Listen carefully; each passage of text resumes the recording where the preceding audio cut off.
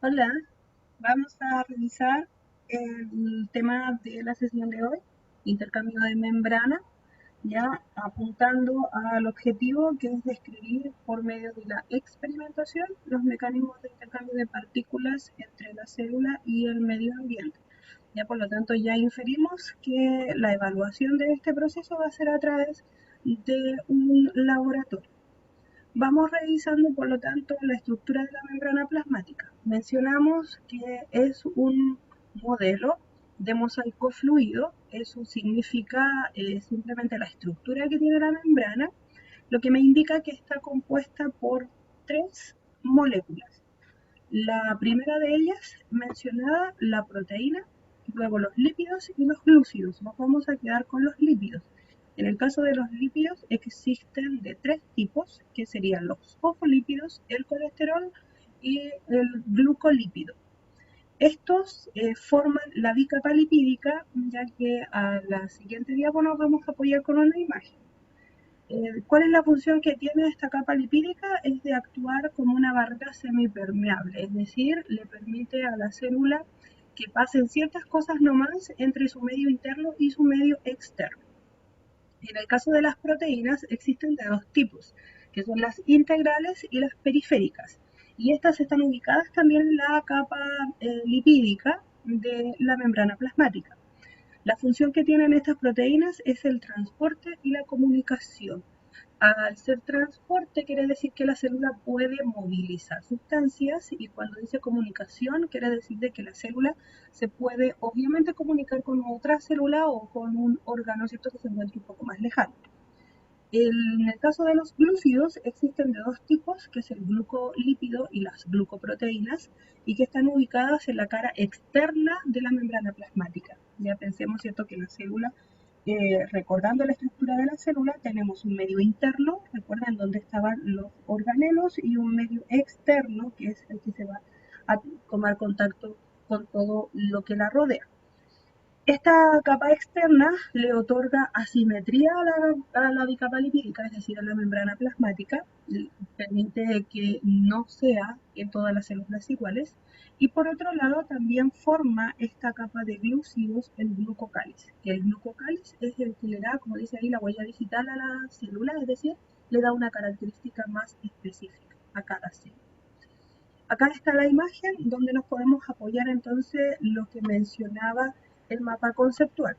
Tengo estas esferas azules con las colitas, que serían los fosfolípidos, ya lo que implica que son dos capas de fosfolípidos, una superior y una inferior, bicapa lipídica de fosfolípidos. Las rosadas serían las proteínas, donde me decía que habían proteínas integrales y proteínas periféricas, ya aquellas que la atraviesan totalmente y otras que solamente llegan hasta la mitad, es decir, no atraviesan ambas capas de fosfolípidos.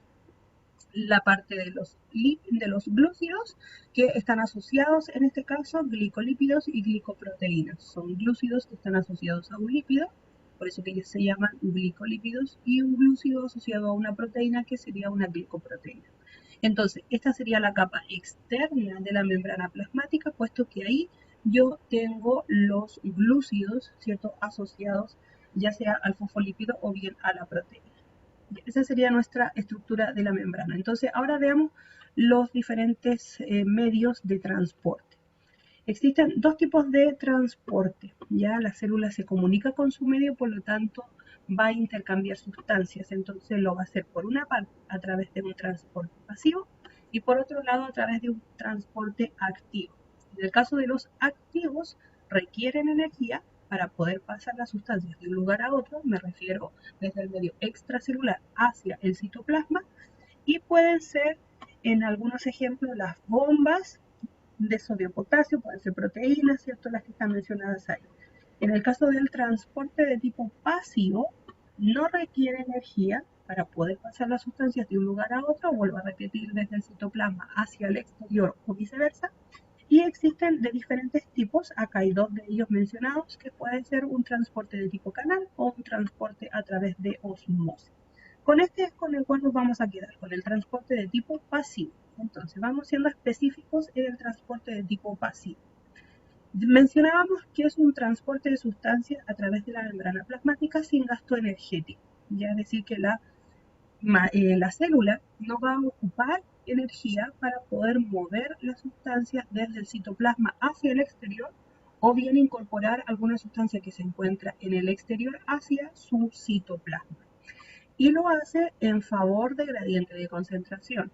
¿Qué se refiere a eso cuando va a favor de gradiente de concentración? Que donde hay mucha cantidad se moviliza hacia donde hay poca cantidad. Eso sería en favor de gradiente de concentración. Tres tipos de transporte pasivo que vamos a revisar, que sería la osmosis, la difusión simple y la difusión facilitada. En el caso de la osmosis, que es la que vamos a partir, la osmosis es un tipo especial de transporte, ¿ya? ¿Por qué es un tipo especial de transporte? Porque en este caso solamente se moviliza el agua y el agua se va a mover a través de los fosfolípidos. ¿Cómo se mueve esta agua? La dirección que tiene el agua es en dirección a disolver. En esa dirección se mueve. Por lo tanto, lo hace en contra de gradiente de concentración. Por eso que es un tipo especial, porque se mueve en contra de la gradiente. Ya vamos a ver con la imagen, ¿cierto? Que nos ayuda a poder entender el proceso. Y lo otro importante es que el agua, como se mueve a través de un fosfolípido, tiene que ir envuelta en una proteína ya llamada acuoporina. Entonces la acuoporina, ¿qué hace? Envuelve la molécula de agua y le permite que pueda pasar de un lugar a otro. Veamos ahora cómo se realiza esta osmosis. Acá tenemos dos situaciones. Situación A, sin solutos. Situación B, con muchos solutos. ¿Dónde está más concentrado? En la situación B.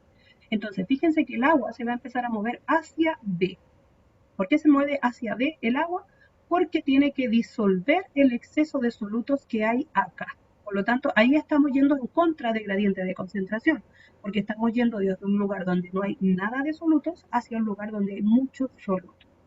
Esta sería la osmosis, ¿ya? Por lo tanto, disminuye el nivel de agua en un sector, aumentando en el otro, porque esa sería la dirección del movimiento. Según esto, se nos dan tres tipos de medios en donde yo voy a poner a la célula. Ya como muestra la imagen, ¿cierto? A la célula yo la introduzco en un vaso y ese vaso, según la concentración que tiene en solutos, se establecen medios, ¿ya? Se establecen medios. Entonces, cuando está el medio mucho más concentrado, sería hipertónico. Hay mucha sustancia en el exterior en relación a la célula.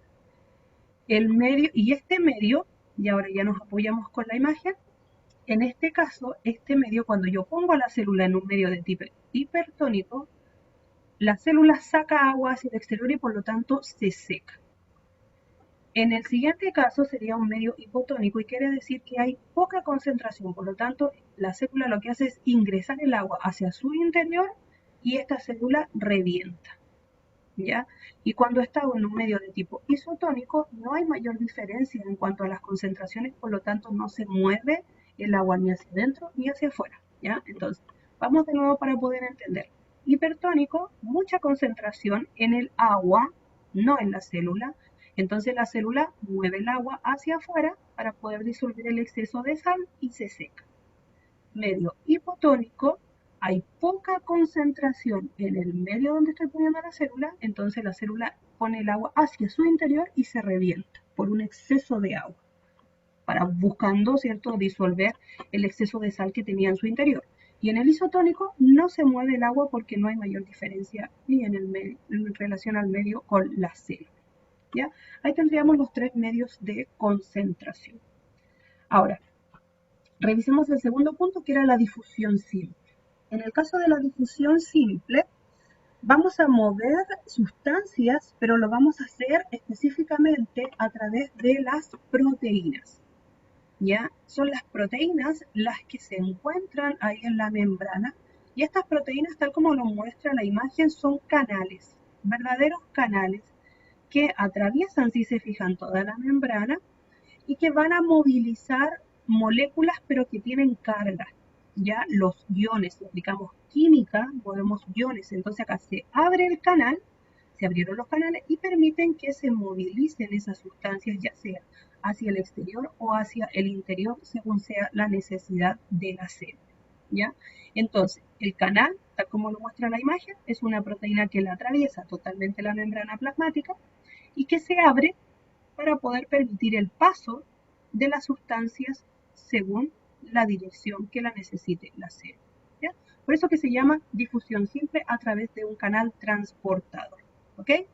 La siguiente y última ya transporte sería la difusión facilitada. En el caso de la difusión facilitada, también es a través de proteínas, pero en este caso son proteínas que van a funcionar como una molécula transportadora, un carrier o un vehículo transportador, ¿ya? De esa manera. Entonces, ¿qué es lo que hace? Lo que hace, lo voy a devolver para que se me pueda activar la animación. Ahí sí, fíjense, toma por un lado la molécula y la lleva hacia adentro. La toma y la lleva. O bien desde adentro la toma y va a sacar la molécula. ¿Se fijan? Esa es la forma en la cual funciona una molécula transportadora. ¿Ya? A diferencia del carrier, o sea, a diferencia, perdón, de la difusión simple, se abría y empezaban a atravesar. Acá no. Acá lo toma de un sector y la atraviesa hacia dentro o hacia afuera según sea la necesidad. Y también es sin gasto de energía. ¿Ya? Ahí tendríamos entonces los tres medios. Ahora, tratemos de resumir con esta imagen para poder ayudarnos. El transporte de tipo pasivo, entonces sin gasto energético, ya se mueven a través de las proteínas, que serían en el caso de la simple una proteína canal, en el caso de la difusión facilitada es una proteína carrier o transportadora.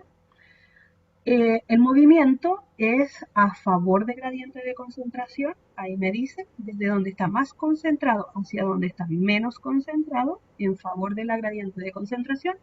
Y la excepción sería en el caso de la osmosis, que es movimiento de agua, acá tenemos, movimiento de agua a través de los fosfolípidos. Ya específicamente a través de los fosfolípidos se mueve el agua. ¿Ya? Eso sería, chicos, en cuanto al transporte de tipo pasivo. Entonces, no olvidar registrar las dudas para la sesión del día lunes y de esa manera se poder ayudarnos a resolver todas las preguntas. Además, recuerden que le dejé las actividades en aula rápida para que las puedan resolver. Nos vemos, que estén muy bien.